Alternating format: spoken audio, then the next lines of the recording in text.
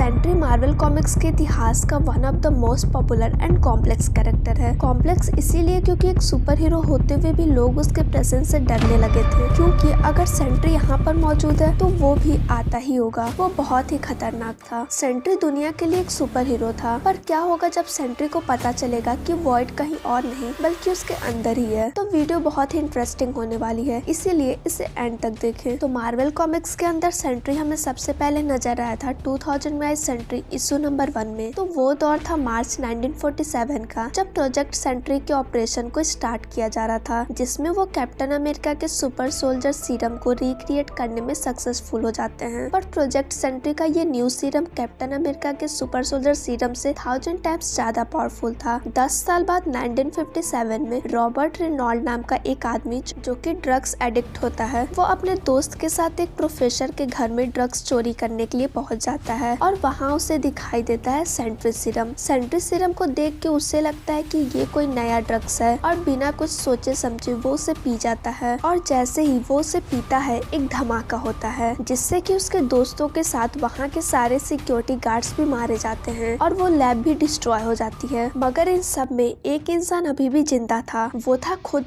Robert. Robert के अंदर अब 10 लाख एक्सप्लॉइटिंग सन की पावर आ चुकी थी। उसके बाद वो वहाँ के प्रोफेसर से और भी सेंट्री सीरम बनाने के लिए बोलता है और वो उसके लिए और सीरम बनाने लगते हैं। रॉबर्ट अब अपने पावर्स को रियलाइज करके अपने लिए एक नया सूट बनाता है और बन जाता है एक सुपर हीरो सेंट्री, जिसके बाद ये लोगों की हेल्प करने लगता है। उसके बाद ये बाकी सुपर हीरोज के साथ एक अच्छी बॉन्डिंग बना लेता है, जैसे iron man, Hulk, mister fantastic, Spiderman और प्रोफेसर एक्स, और ये एक सुपर हीरो की तरह एवेंजर्स का साथ देने लगता है। सेंट्री की लाइफ बहुत ही अच्छी चल रही थी और अब तो वो अपने गर्लफ्रेंड से शादी भी कर चुका था। सब कुछ बिल्कुल परफेक्ट चल रहा था और उसकी ये हैप्पी लाइफ अब ज्यादा दिन तक नहीं चलने वाली थी, क्योंकि अब कोई आ रहा था उसकी इस खुशहाल जिंदगी को जहन्नुम बनाने असीम शक्तियों के साथ। वो कहते हैं ना जो हर पिक्चर में होता है विलन, और इस पिक्चर का विलन था द वॉइड। वॉइड अब आ चुका था सब कुछ तबाह करने। वो आते तबाही मचाने लगता है। हल्क को रैम्पेज मोड में लाकर उसे तबाही मचाने पे मजबूर कर देता है और मैनहट्टन में तो ये 10 लाख लोगों को मार देता है। यहाँ तक तो तब भी ठीक था, पर सेंट्री की कहानी तब बदली जब उसे पता चलता है कि वॉइड कोई और नहीं बल्कि खुद सेंट्री ही था। दरअसल वॉइड सेंट्री का ही डार्क साइड है, और जैसे ये सेंट्री को पता चलता है तो वो मिस्टर फैंटास्टिक और डॉक्टर स्ट्रेंज के साथ मिलकर एक वॉच टावर सिस्टम तैयार करते हैं, जो कि सुपर हीरो सहित अर्थ की सारी पॉपुलेशन की मेमोरी चेंज कर सकता है। उसके बाद जैसे ही मशीन एक्टिव होती है, सब लोग सेंट्री के बारे में भूल जाते हैं, जिसमें खुद रॉबर्ट भी शामिल होता है। रॉबर्ट के भूलते ही कि वो सेंट्री है,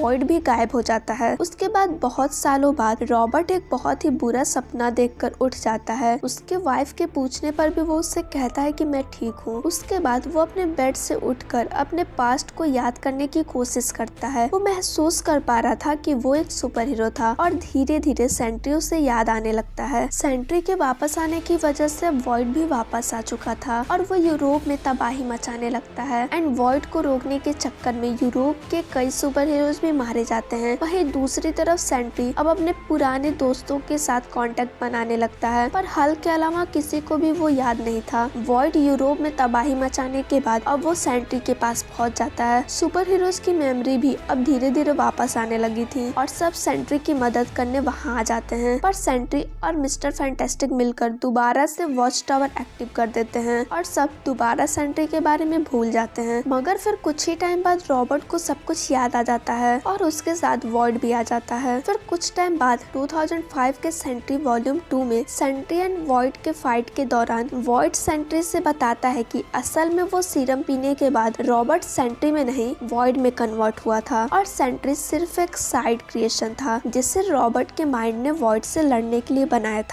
और क्योंकि सेंट्री एंड वॉइड के पास रॉबर्ट की आधी जानकारी होती है, इसीलिए वो ये पता नहीं लगा पाता है कि वॉइड सच बोल रहा है या फिर झूठ। इसके अलावा सेंट्री एंड वॉइड हमें और भी बहुत सारे कॉमिक्स में दिखे, जैसे the New Avengers, World War Hulk, Civil War, Dark Avengers and Siege event में, जहां थॉर एंड वॉइड के बीच एक जबरदस्त फाइट देखने को मिलती है और इस फाइट के दौरान सारे सुपर हीरो अपने घुटने टेक देते हैं। वो सब वॉइड को रोकने के लिए काफी नहीं थे। तो अगर आप चाहते हैं कि इस पर हम एक सेपरेट वीडियो बनाए तो कमेंट बॉक्स में बताएं। तो सेंट्री की ओरिजिन जानने के बाद अब बात कर लेते हैं इसके पावर्स के बारे में। तो सेंट्री के पास सुपरमैन जैसे सारी पावर्स मौजूद हैं। सेंट्री के पास 1 मिलियन एक्सप्लॉइटिंग सन की पावर्स हैं, इसीलिए वो अपने हाथों और आंख से एक बहुत ही बड़ा एनर्जी ब्लास्ट भी कर सकता है। सेंट्री लाइट को जनरेट और कंट्रोल भी कर सकता है, मॉलिक्यूलर मैनिपुलेशन कर सकता है। एक फाइट के दौरान सेंट्री मॉलिक्यूलर मैन से भिड़ता है और सेंट्री उसे बहुत ही इजीली डिफीट कर देता है, जिससे हमें पता चलता है कि सेंट्री के पास भी मॉलिक्यूलर मैनिपुलेशन की पावर है। और एक बार तो Sentry Olympian god of war एडिस को 2 टुकड़ों में फाड़ दिया था और इसके अलावा सेंट्री कॉस्मिक क्यूब को भी डिस्ट्रॉय कर चुका है। बात करें इसके वीकनेस की तो सेंट्री की तो बस एक ही वीकनेस है और वो है उसके अंदर का वॉइड, जो कि उसका एक डार्क साइड है। तो आज की ये वीडियो यहीं पर खत्म होती है और अगर आपने अभी तक origin of the one above all या ओरिजिन ऑफ डोरमामू नहीं देखी है तो इसे देख सकते हैं, जिसका लिंक डिस्क्रिप्शन बॉक्स में अवेलेबल है। तो वीडियो को लाइक करें और ज्यादा से ज्यादा शेयर करें ताकि हमारे वीडियो अदर ऑडियंस तक भी पहुंच सके। मिलते हैं नेक्स्ट वीडियो में, तब तक के लिए जुड़े रहें हमारे साथ।